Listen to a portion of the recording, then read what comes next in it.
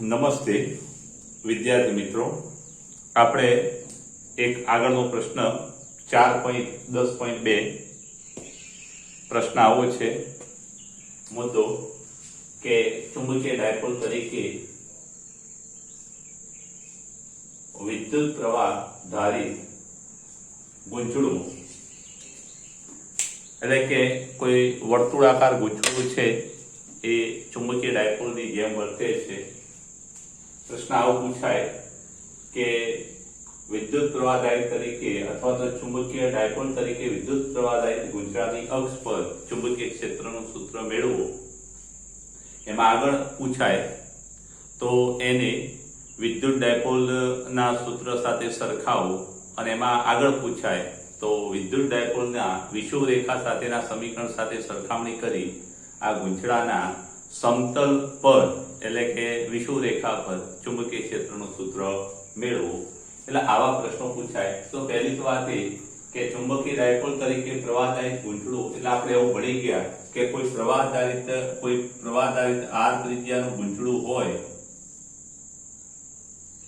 અને આર ત્રિજ્યાના I પ્રવાહધારિત ગૂંચળાની અક્ષ પર x અંતરે આવેલા કોઈ બિંદુ P આગળ ચુંબકીય ક્ષેત્ર કેટલું, તેનું સૂત્ર આપણે એવું ભણી ગયા કે µ0 I r2 અને છેદમાં 2 કૌંસમાં x2 r2 રેઝ ટુ 3/2 આવું સૂત્ર આપણે ભણી ગયેલા છે. અને એ સૂત્રનો આપણે ડાયરેક્ટ ઉપયોગ કરીશું. એટલે અહીંયા ધારો કે કોઈ r ત્રિજ્યાના I પ્રવાહધારિત વર્તુળાકાર ગૂંચળાની અક્ષ પર x અંતરે ચુંબકીય ક્ષેત્ર B બરાબર શું થાય, તો કે સદિશ B સૂત્ર આપણું આવું થશે કે µ0 I ગુણ્યા ત્રિજ્યાનો વર્ગ છેદમાં 2 કૌંસમાં x2 પ્લસ r2 અને એની 3/2 ઘાત. આવું આપણું સમીકરણ થશે. સમીકરણ નંબર આપણું આ 1. હવે આ સમીકરણમાં જો x ખૂબ મોટો હોય, જો x much greater than r હોય તો છેદમાં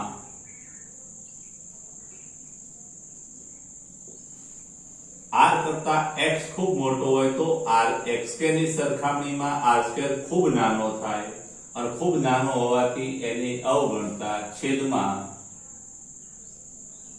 x ના વર્ગની સરખામણીમાં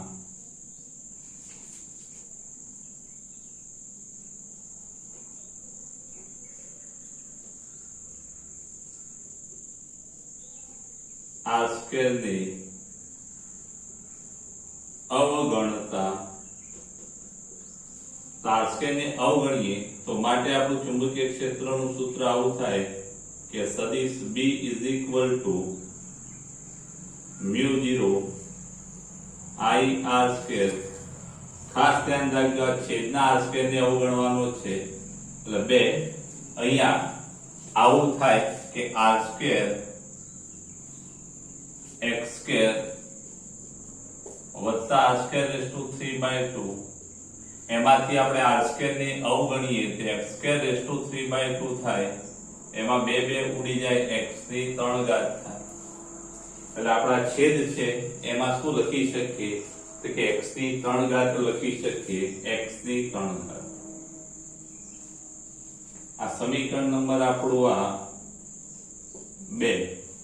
હવે આ જે સમીકરણ છે એ સમીકરણમાં આપણે પાઈ વડે ગુણીએ અને પાઈ વડે ભાગીએ અંશ અને છેદમાં, તો µ0 I છેદમાં 2 x ની 3 ઘાત.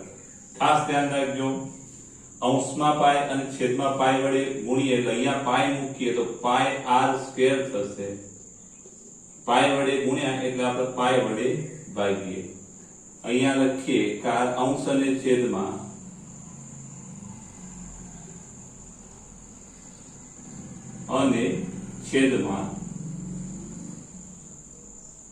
પાઈ વડે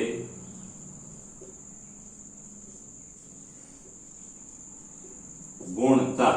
અંશ અને છેદમાં પાઈ વડે ગુણતા અથવા અંશ અને છેદને પાઈ વડે ગુણતા ને વધુ સારું લાગશે.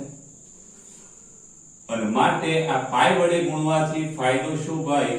તો આપણે ચુંબકીય ડાયપોલ મોમેન્ટ નું સૂત્ર આવું ભણી ગયા આના આગળના લેક્ચરમાં કે ચુંબકીય ડાયપોલ મોમેન્ટ m i એ મેં ભણાવતી વખતે છેલ્લે અહીંયા એક વાત સમજૂતી આપેલી જો તમને યાદ હોય તો. એટલે m i એ અહીંયા તીર મારો, અહીંયા તીર આવશે. ખાસ ધ્યાન રાખજો.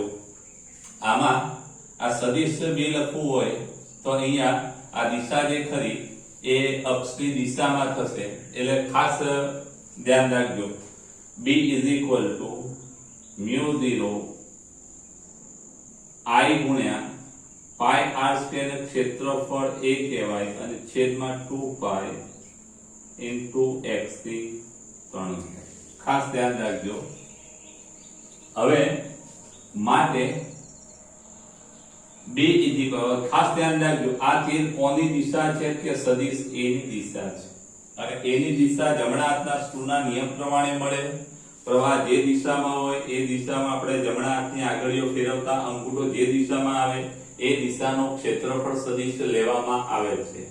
પણ I a બરાબર શું થશે તો કે ચુંબકીય ડાયપોલ મોમેન્ટ. એટલે આપણે એમ કહી શકીએ માટે સદિશ b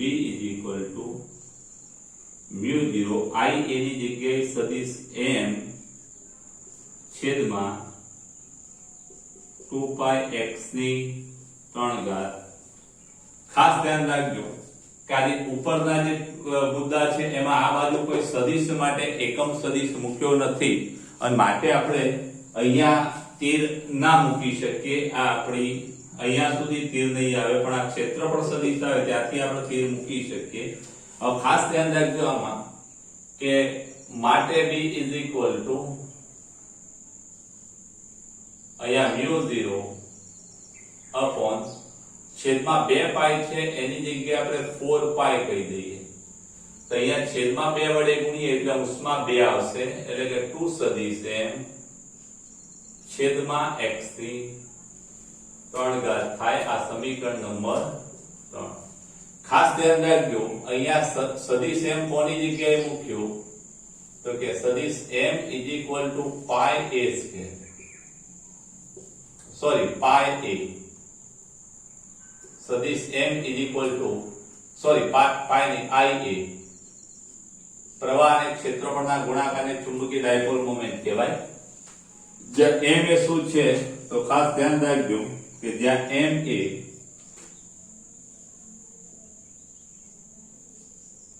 I ગુણ્યા સદિશ a પ્રવાહ આધારિત ગૂંચળાની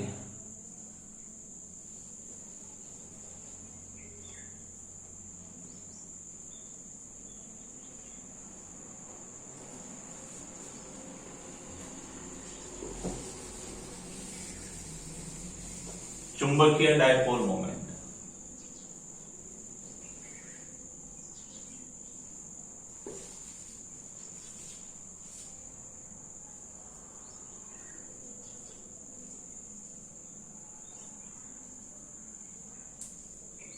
જેને મેગ્નેટિક મોમેન્ટ પણ કહેવાય છે.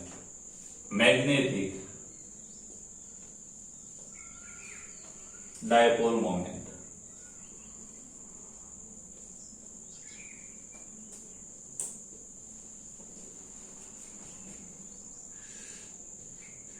dipole moment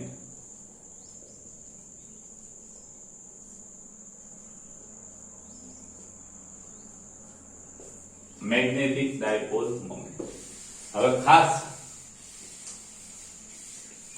આ જે સમીકરણ આપણું મળ્યું ખાસ ધ્યાન રાખજો આ મેગ્નેટિક મોમેન્ટ છે આ સમીકરણ ચુંબકીય ડાયપોલ મોમેન્ટ એટલે I ગુણ્યા A હવે આ જે સમીકરણ છે આ સમીકરણને આપણે વિદ્યુત ડાયપોલ, ધ્યાન રાખજો અહીંયા ચુંબકીય ડાયપોલ તરીકે વિદ્યુત પ્રવાહદાયી ગુંજરાની અક્ષ પર ચુંબકીય ક્ષેત્રનું સૂત્ર મેળવતા આ સમીકરણ અહીં અટકી જવાનું. હવે આની વિદ્યુત ડાયપોલ સાથે સરખામણી, ખાસ ધ્યાન રાખજો આ અલગ મુદ્દો, વિદ્યુત ડાયપોલ સાથે સરખામણી કરવાનું પૂછાય તો આપણે એમ કહી શકીએ કે વિદ્યુત ડાયપોલની અક્ષ પર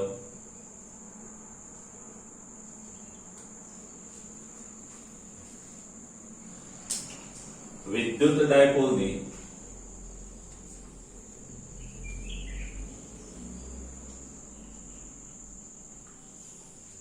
અક્ષ પર ચુંબકીય ક્ષેત્ર વિદ્યુત ડાયપોલની અક્ષ પર વિદ્યુત ક્ષેત્ર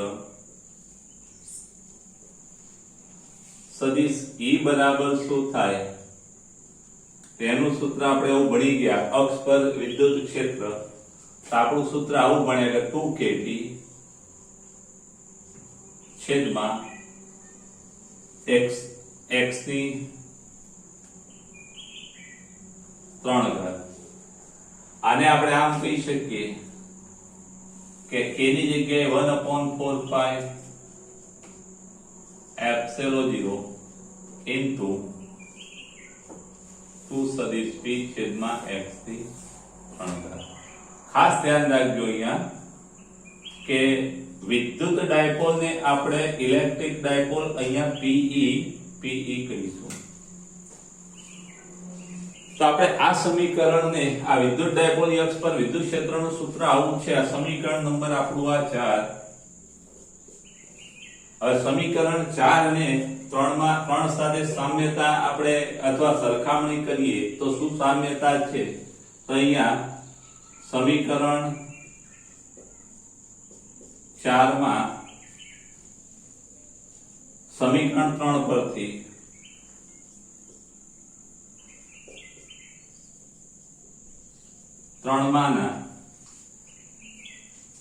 ચુંબકીય ડાયપોલ સદિશ m ની જગ્યાએ શું મૂકેલું છે? તો કે વિદ્યુત ડાયપોલ મોમેન્ટ PE મૂકેલું છે. પછી μ0, તો μ0 ની જગ્યાએ શું મૂક્યું છે?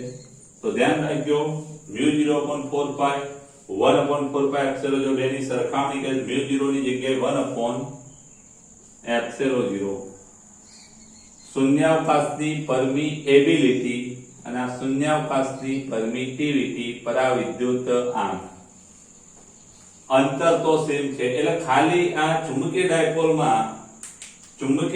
મોમેન્ટ મૂકો અને અહીંયા μ0 મૂકો તો ચુંબકીય ક્ષેત્રનું સૂત્ર મળે. પણ એની જગ્યાએ વિદ્યુત ડાયપોલની અક્ષ પર ક્ષેત્રની વાત હોય તો અહીંયા m ની જગ્યાએ PE મૂકવું પડે અને આ μ0 ની જગ્યાએ 1/ε0 મૂકવું પડે. કારણ કે ત્યાં અચળાંક શું છે? μ0/4 પાઈ અને અહીંયા 1/4 પાઈ એપ્સિલોન 0. એટલે કોઈ 4 પાઈ નહીં આવે પણ આ μ0 ની જગ્યાએ આપણે 1/ε0 બદલેલો છે. હવે આ છે એ અક્ષ પરના વિદ્યુત ડાયપોલના સૂત્ર સાથે સરખામણી કરી. હવે આ વિદ્યુત ક્ષેત્રની વિષુવરેખા પર સૂત્ર જે છે એ વિદ્યુત ક્ષેત્રની વિષુવરેખા પરના સૂત્રનો ઉપયોગ કરી ખાસ ધ્યાન રાખજો વિદ્યુત ડાયપોલની વિષુવરેખા પર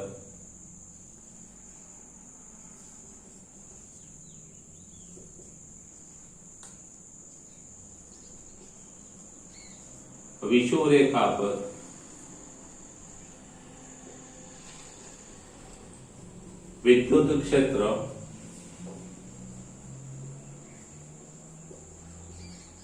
સદિશ E બરાબર શું થાય?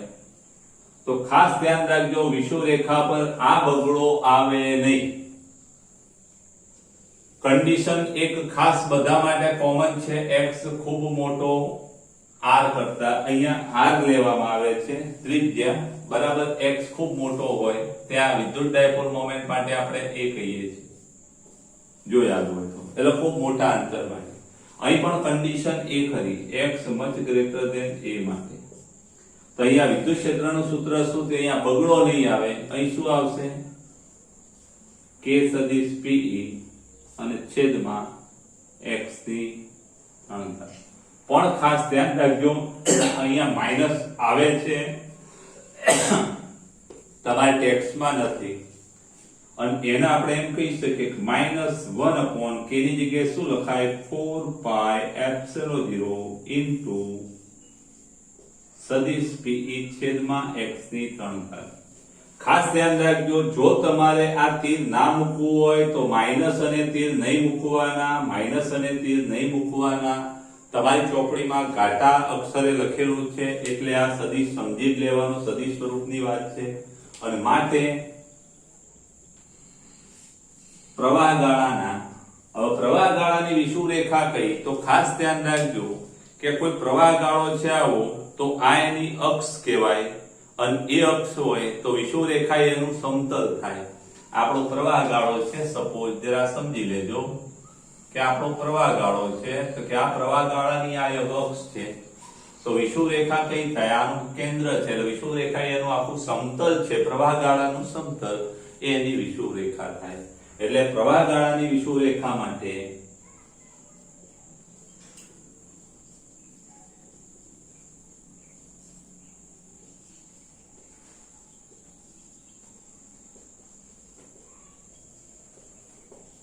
ચુંબકીય ક્ષેત્ર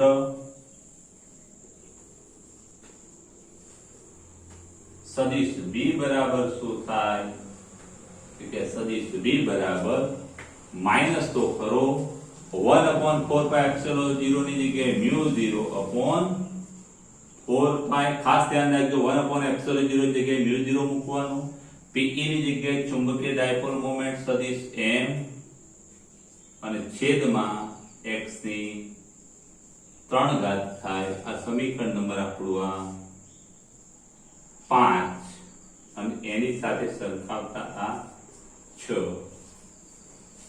ખાસ ધ્યાન રાખજો મિત્રો આમાં અગત્યની વાત એ છે કે કોઈ I પ્રવાહદાયિત ગુંચળું હોય અને I પ્રવાહદાયિત ગુંચળાની ચુંબકીય ડાયપોલ મોમેન્ટ કઈ તો ચુંબકીય ડાયપોલ મોમેન્ટ m બરાબર IA આ એક અગત્યની વાત છે ખાસ ધ્યાન રાખજો IA પ્રવાહની દિશા ખાસ ધ્યાન રાખજો જો પ્રવાહ આમ હોય તો ચુંબકીય ડાયપોલ મોમેન્ટ આમ હોય પ્રવાહ આમ હોય તો ચુંબકીય ડાયપોલ મોમેન્ટ આમ હોય આ એની અક્ષ છે અને આ સમતલ એ એની વિષુવરેખા છે એટલે આ એક વસ્તુ તમારે ખાસ યાદ રાખવાની અને આ જે પ્રશ્ન છે એ પ્રશ્ન તમારે સ્ક્રીનશોટ લઈ લેજો અને ઉતારી દેજો આમાં બીજી એક વાત ખાસ યાદ રાખવા જેવી છે તમારે મિત્રો કે અહીંયા વિદ્યુત ડાયપોલ ની આપણે વાત કરીએ તો વિદ્યુત ડાયપોલ કોને કહેવાય તો આપણે વિદ્યુત ડાયપોલ એટલે q અને q આ બાજુ પ્લસ લઈએ આ બાજુ માઈનસ લઈએ q ને q વિદ્યુત ભારો પરિમિત અંતરે હોય તો એ રચનાને આપણે વિદ્યુત ડાયપોલ કહીએ છીએ એટલે કે વિદ્યુત ડાયપોલમાં બે ધ્રુવો છે q અને q અને એ બે ધ્રુવોને આપણે અલગ પાડી શકીએ છીએ q અલગ લઈ શકાય q અલગ લઈ શકાય પણ મિત્રો ખાસ યાદ રાખજો તો આ પણ ચુંબકીય ડાયપોલ છે આ જે m છે એ પણ ચુંબકીય ડાયપોલ છે જેની ચુંબકીય ડાયપોલ મોમેન્ટ m છે એટલે એ જે ચુંબકીય ડાયપોલ છે એ ચુંબકીય ડાયપોલના પણ બે ધ્રુવો હોવા જોઈએ તો આમાં પણ આપણું જે પ્રવાહ ગુંચળું છે પ્રવાહ ગુંચળાના બે ધ્રુવો હોઈ શકે ખાસ ધ્યાન રાખજો કે આમાં પ્રવાહ ગુંચળું આમાં પ્રવાહ માનો કે આપણે આ દિશામાં લઈએ પ્રવાહ અહીંથી આમ છે તો આ દિશામાં પ્રવાહ હોય તો આપણે એમ કહી શકીએ કે પ્રવાહની દિશામાં આ દિશા એ ઉત્તર કહેવાય n અને આ દિશા એ દક્ષિણ કહેવાય સાઉથ આ વસ્તુ ખાસ યાદ રાખજો કે આ દિશા એટલે આના પણ બે ધ્રુવો હોય એટલે આપણું જે પ્રવાહ ગુંચળું છે પ્રવાહ ગુંચળાનું એક પૃષ્ઠે ઉત્તર ધ્રુવ થશે બીજું પૃષ્ઠે દક્ષિણ ધ્રુવ થશે એટલે આના પણ બે ધ્રુવો હોય દક્ષિણ અને ઉત્તર પણ આ જે પ્રવાહ ગુંચળું છે એ પ્રવાહ ગુંચળાના બે ધ્રુવો ઉત્તર દક્ષિણ અલગ કરી શકાતા નથી જ્યારે આમાં તમે સ્વતંત્ર ધન અને સ્વતંત્ર ઋણ વિદ્યુતભાર છૂટો પાડી શકો આમાં તો પ્રવાહ ગુંચળાને તોડી ના શકાય પ્રવાહ ગુંચળું તોડો એટલે પછી ચુંબકીય ડાયપોલ મોમેન્ટ એની રહે નહીં એટલે ખાસ ધ્યાન રાખજો કે ચુંબકીય ડાયપોલના ધ્રુવો સ્વતંત્ર હોઈ શકે નહીં હંમેશા જોડીમાં જ હોય ઉત્તર સાથે દક્ષિણ હોય જ એક વાત ખાસ યાદ રાખજો આગળના ચેપ્ટર માટે પણ આ અગત્યની છે ચાલો આ પ્રશ્ન જરા બહુ વ્યવસ્થિત તમે અહીંયા સુધીનો જે પ્રશ્ન છે વ્યવસ્થિત ઉતારી દેજો આ વસ્તુ જરા વધારાની સમજૂતી માટે છે સ્ક્રીનશોટ લઈ લેજો. મિત્રો, આપણે એક સરસ પ્રશ્ન ભણ્યા વર્તુળાકાર ગૂંચળાની ચુંબકીય ચાક માત્રા અને એની અક્ષ પર ચુંબકીય ક્ષેત્રનું સમીકરણ પણ ભણ્યા. હવે આપણે એના પછીની વાત કે પરિભ્રમણ કરતા ઇલેક્ટ્રોનની ચુંબકીય ડાયપોલ મોમેન્ટ અથવા ચાક માત્રા કેવી હોય એના પછી એના આધારે બોહર મેગ્નેટોન આ બધી બાબતો તમે આગળ કેમિસ્ટ્રીમાં પણ ભણી ગયા છો, એ અહીંયા આપણે ભણવાની છે. તો આકૃતિની આપણે વાત કરીએ તો આકૃતિમાં ન્યુક્લિયસની આજુબાજુ અથવા ન્યુક્લિયસની ને અનુલક્ષીને એક ઇલેક્ટ્રોન r ત્રિજ્યાની કક્ષામાં વર્તુળાકાર ભ્રમણ થતો દર્શાવેલો છે. અહીં ઇલેક્ટ્રોનના વિદ્યુતભારનું મૂલ્ય, અહીંયા ઇલેક્ટ્રોનનો વિદ્યુતભાર E- છે, પણ એનું માન છે એ 1.6 ગુણ્યા 10⁻⁹ છે. ઇલેક્ટ્રોનનો વિદ્યુતભાર કેટલો છે? ઇલેક્ટ્રોનનો વિદ્યુતભાર એ પાછો માઈનસ છે, પણ એનું મૂલ્ય કેટલું? 1.6 ગુણ્યા 10⁻⁹. હવે ખાસ ધ્યાન રાખજો, આ ઇલેક્ટ્રોન આમ ગતિ કરે છે તો એક પરિભ્રમણ માટે લાગતો સમય આવર્તકાળ t હોય. અહીં ઇલેક્ટ્રોનને એક પરિભ્રમણ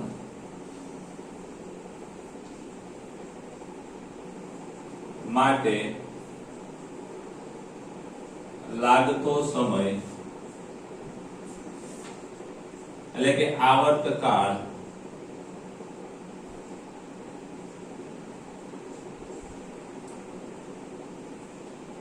t હોય તો આ ગતિથી રચાતો પ્રવાહ આ ઇલેક્ટ્રોનની ગતિથી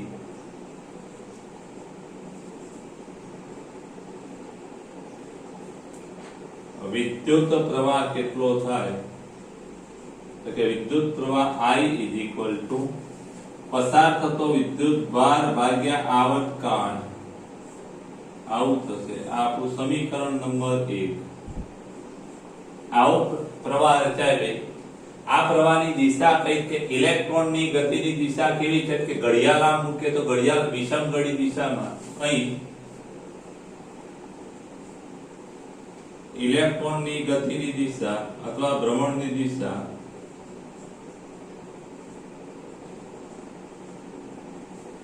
વિષમ ઘડી દિશામાં હોવાથી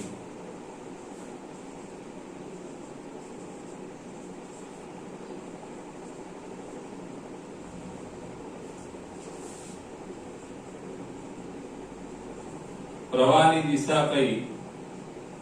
તો કે પ્રવાહ હંમેશા ઇલેક્ટ્રોનની ગતિની દિશાની વિરુદ્ધ દિશામાં હોય.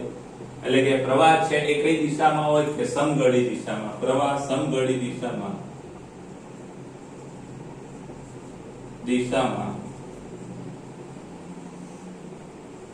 મળે. માટે મેગ્નેટિક મોમેન્ટ કઈ? તો ઇલેક્ટ્રોનની ગતિની દિશા છે અને પ્રવાહ અહીંથી આમ છે, એટલે મેગ્નેટિક મોમેન્ટ કઈ દિશામાં થશે કે અંદર તરફ દિશામાં. એની વાત પછી આપણે કરીશું. હવે ઇલેક્ટ્રોનના ભ્રમણ માટે ઝડપ v હોય, ઇલેક્ટ્રોનની ઝડપ v હોય તો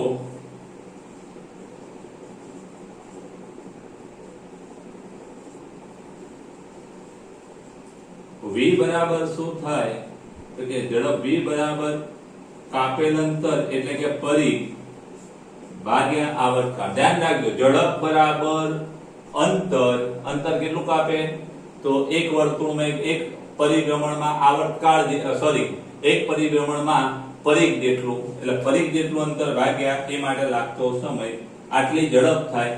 અને એના પરથી આવર્તકાળને સૂત્રનો કરતા બનાવીએ તો t = 2πr ભાગ્યા v થાય. સમીકરણ નંબર આપણું આ 2. સમીકરણ 2 નો ઉપયોગ આપણે 1 માં કરીએ તો સમીકરણ 1 અને 2 પરથી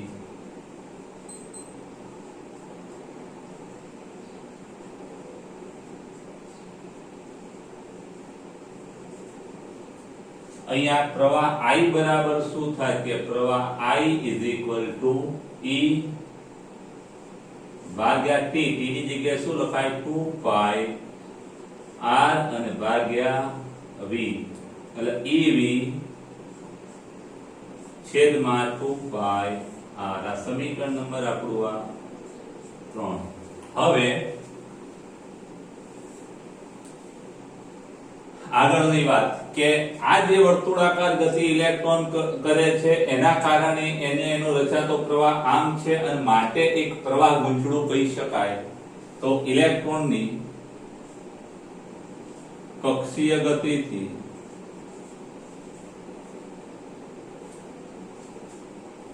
કક્ષીય અથવા તો ભ્રમણ ગતિ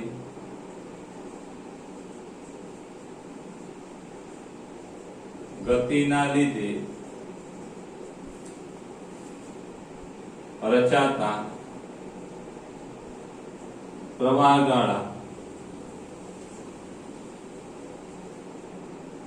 ની ચુંબકીય ડાયપોલ મોમેન્ટ ચુંબકીય ડાયપોલ મોમેન્ટ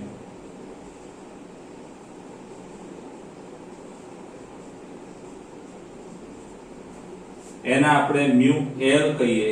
મ્યુ એલ એટલા માટે કે કક્ષીય બરાબર શું થાય કે આપણે એવું ભણી ગયા I a અહીંયા માત્ર મૂલ્ય લેવામાં આવે છે. ખાસ ધ્યાન રાખજો તીર મારતા નથી. મ્યુ એલ અહીંયા આગળના પ્રશ્નમાં આપણે મેગ્નેટિક મોમેન્ટ ને m કીધી હતી, m ની જગ્યાએ અહીંયા મ્યુ એલ કીધેલો છે એટલે બહુ એમાં ચિંતાનો વિષય નથી. મ્યુ એલ ખાસ ધ્યાન રાખજો. ચલો I કેટલો કે I બરાબર ev છેદમાં 2 પાઈ r એટલે ev છેદમાં 2 પાઈ r અને ક્ષેત્રફળ વર્તુળાકાર કક્ષાનું ક્ષેત્રફળ એટલે પાઈ r સ્ક્વેર. ભણેલા છો તમે કારણ કે a =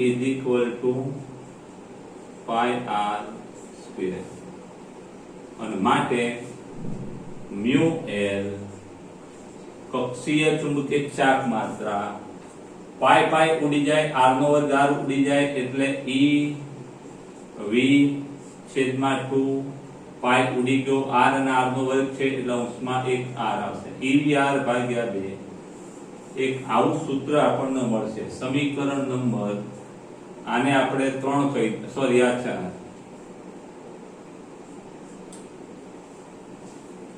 હવે ખાસ ધ્યાન રાખજો કે આ evr ભાગ્યા 2 એ ઇલેક્ટ્રોનની કક્ષીય ચુંબકીય ચાક માત્રા છે. એની દિશા કઈ હોય તો દિશા ખાસ યાદ રાખજો કે આપણે પ્રવાહ ઇલેક્ટ્રોનની ગતિની દિશા આમ છે અને એની વિરુદ્ધ દિશામાં પ્રવાહ મળે. ઇલેક્ટ્રોન આમ ગતિ કરે એટલે ચુંબકીય ચાક માત્રા કઈ દિશામાં હોય? અંદર તરફ ચોકડી વડે દર્શાવેલી છે. અહીં મ્યુએલ ની દિશા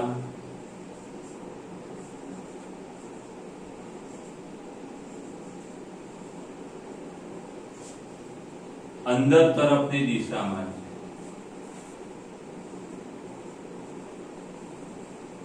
દેખાય છે ને આ મ્યુએલ અંદર તરફ. કેમ અંદર તરફ? અંગૂઠો આવે જમણા હાથના આગળ આપણે આમ ફેરવીએ અંગૂઠો. આ એક વાત ખાસ યાદ રાખજો. હવે એક આમાં આપણે ઇલેક્ટ્રોનનું દળ ગુણીએ અને ઇલેક્ટ્રોનનું દળ ભાગીએ એટલે me વડે ગુણીએ અને me વડે ભાગીએ તો પરિણામ શું મળે જરા જોજો કે mu l is equal to E me vr. me વડે ગુણ્યા અહીંયા me વડે ગુણ્યા અને me વડે ભાગીએ એટલે 2me. પણ me vr બરાબર શું થાય કે કોણીય વેગમાન l તમે ભણી ગયેલા છો. mu l is equal to E ભાગ્યા 2me into me vr એને શું કહેવાય? કોણીય વેગમાન l. ખાસ ધ્યાન રાખજો કારણ કે L is equal to ઇલેક્ટ્રોનનું દળ into v ગુણ્યા r. mvr એને શું કહેવાય? ઇલેક્ટ્રોનનું કોણીય વેગમાન. અને ખાસ આ સમીકરણ નંબર આપણો આ 5 અને ખાસ યાદ રાખજો કે આ મ્યુ એલ અને એલ નો ગુણોત્તર E ભાગ્યા 2m થાય. આમાં ખાસ દિશા સાથે આ સમીકરણ લખવું હોય તે રીતે લખી શકીએ. આ સમીકરણ દિશા સાથે તો કે mu L is equal two શું થાય કે E ભાગ્યા 2m ઇન્ટુ એલ. તો ખાસ યાદ રાખજો એલ ની દિશા મૂકીએ ત્યારે આગળ માઈનસ ચિહ્ન આવે, કારણ કે ઇલેક્ટ્રોન આમ ગતિ કરે તો વેગની દિશા સ્પર્શકની થવાની, એટલે mv cross r cross mv ની દિશા આ થશે, એટલે કોણીય વેગમાન l બહાર તરફ હશે જ્યારે મ્યુએલ અંદર તરફ છે. પરસ્પર વિરુદ્ધ દિશામાં હોવાથી આ માઈનસ ચિહ્ન આવે છે. આ સમીકરણ નંબર ખાસ યાદ રાખજો. આ કયું સ્વરૂપ છે? સદિશ સ્વરૂપ.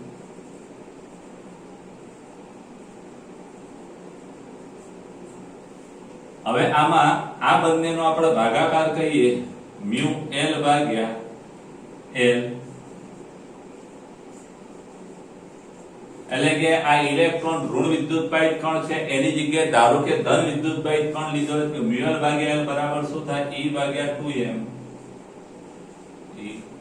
અને આને શું કહેવામાં આવે છે? તો કે ગાયરોમેગ્નેટિક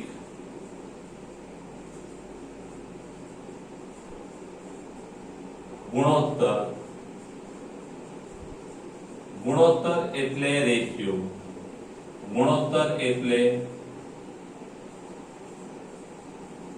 રેશિયો કહેવામાં આવે છે. ગાયરોમેગ્નેટિક ગુણોત્તર અથવા રેશિયો આપણે ચોપડીમાં ગુણોત્તર છે. અને આ જે સમીકરણ મળે છે એને આપણે 7 કહીશું.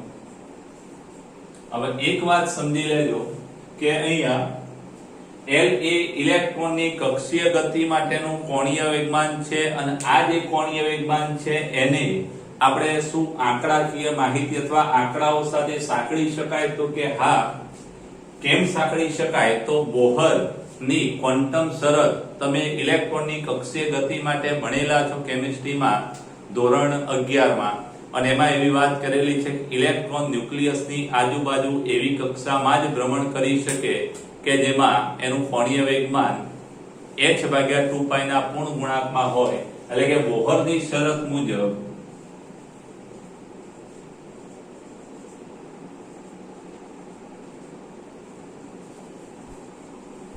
બોહરની ક્વોન્ટમ શરત અથવા એનો અધિતર્ક પણ કહેવાય છે, એને અધિતર્ક પણ કહે છે. અધિતર્ક મુજબ L બરાબર શું થાય કે L બરાબર NH/2π, જ્યાં N એ શું છે તો કે N એ 1 2 3 એના આપણે મુખ્ય ક્વોન્ટમ અંક કહીએ છીએ, જે મુખ્ય ક્વોન્ટમ અંક છે. અને આ સૂત્રનો ઉપયોગ તમે આમાં કરો તો મ્યુએલ નું સૂત્ર આપણું આવું થશે. માટે મ્યુએલ ઇઝ ઇક્વલ ટુ શું થાય તો કે મ્યુએલ ઇઝ ઇક્વલ ટુ E ભાગ્યા 2me ઇન્ટુ L ની જગ્યાએ શું મુકાય? NH/2π. અને માટે મ્યુએલ નું સૂત્ર આપણું આવું થશે. મ્યુએલ is equal to n EH ભાગ્યા 2 દુ 4 પાઈ me. અને આના પરથી મ્યુએલ નું લઘુત્તમ મૂલ્ય કયું થાય? તો મ્યુએલ નું લઘુત્તમ મૂલ્ય આ સમીકરણ નંબર આપણું આ 9, અને આના પરથી મ્યુએલ નું લઘુત્તમ મૂલ્ય મ્યુએલ મિનિમમ, મ્યુએલ કૌંસ બાર મિનિમમ. મ્યુએલ ના લઘુત્તમ મૂલ્ય માટે n નું લઘુત્તમ મૂલ્ય 1 પસંદ કરવું પડે, એટલે n ની કિંમત આપણે 1 લઈએ એટલે EH ભાગ્યા 4 પાઈ me થાય. ખાસ યાદ રાખજો જ્યાં n બરાબર કેટલા લીધા? લઘુત્તમ માટે 1. અને આ જે મ્યુએલ છે મિનિમમ એને બોહર મેગ્નેટોન કહેવામાં આવે છે. બોહર મેગ્નેટ્રોન માટે કોઈ સિમ્બોલ નથી, એને શું કહેવામાં આવે છે તો કે બોહર મેગ્નેટ્રોન. આ સમીકરણ નંબર 10 જેને શું કહેવામાં આવે છે બોહર મેગ્નેટ્રોન. આને શું કહે છે આવી જાય નીચે બોહર મેગ્નેટ્રોન.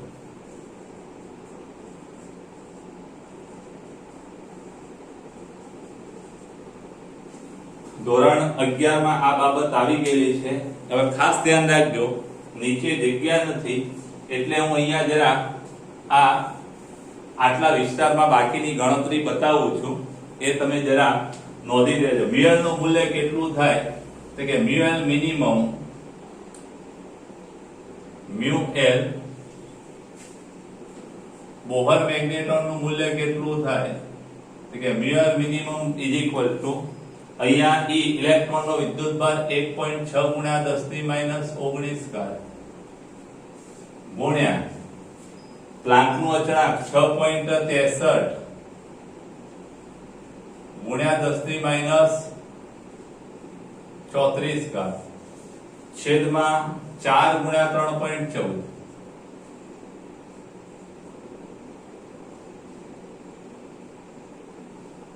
ગુણ્યા ઇલેક્ટ્રોન નું દળ 9.1 ગુણ્યા 10⁻31 અને ગણતરી કરતા આનું મૂલ્ય તમે ખાસ યાદ 9.7 ગુણ્યા 10⁻24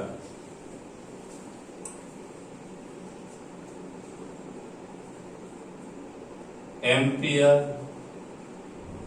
મીટર સ્ક્વેર.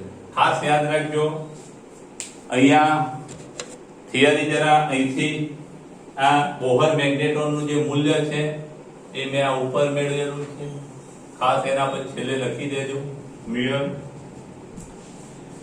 આ જે પ્રશ્ન છે એ તમારે બહુ સારી રીતે તૈયાર કરી અને ઉતારી દેજો. આ પ્રશ્ન બહુ અગત્યનો છે. કદાચ 3 માર્ક્સમાં તમારે આ પ્રશ્ન આ સૂત્ર મેળવવાનું પૂછાય તો તમારે અહીં સુધી લખી, અહીં આ સૂત્ર મેળવવાનું પૂછાય છઠ્ઠું તો તમારે અહીંયા સુધી આ થિયરી લખી દેવાની. અને આ જે વધારાની વાત છે આ મ્યુએલ એટલે કે કક્ષીય ચુંબકીય ચાક માત્રા અને કોણીય વેગમાનનો જે ગુણોત્તર છે ક્યારે તો કે n બરાબર 1 માટે એને ગાયરોમેગ્નેટિક રેશિયો કહેવામાં આવે છે. એ પણ ખાસ યાદ રાખજો. મ્યુએલ બાય એલ નો ગુણોત્તર જેને ગાયરોમેગ્નેટિક રેશિયો કહેવાય છે. અને આનું મૂલ્ય કેટલું એ પણ તમે યાદ રાખજો. E/2me નું મૂલ્ય કેટલું છે કે E/2me નું મૂલ્ય અહીંયા મારા જગ્યા નથી એટલે હું અહીંયા લખું E/2me. ગાયરોમેગ્નેટિક રેશિયો નું મૂલ્ય 8.8 ગુણ્યા 10⁻10 ખાસ યાદ રાખજો. આનું મૂલ્ય કેટલું કે 8.8 ગુણ્યા 10⁻10 કુલમ્બ પ્રતિ કેજી. ખાસ યાદ રાખજો. આ જે વેલ્યુ છે આની એ પણ યાદ રાખજો. ગાયરોમેગ્નેટિક રેશિયો નું મૂલ્ય ખાસ એમસીક્યુ માં પૂછાતું હોય છે એટલે આ ખાસ તમારે યાદ રાખવાનું. કેમિસ્ટ્રીમાં પણ કદાચ આઈ થિંક આવી ગયું. ચાલો આને જરા સ્ક્રીનશોટ લઈ અને બંને થિયરીઓ સારા અક્ષરે ઉતારી દેજો, તૈયાર કરી દેજો.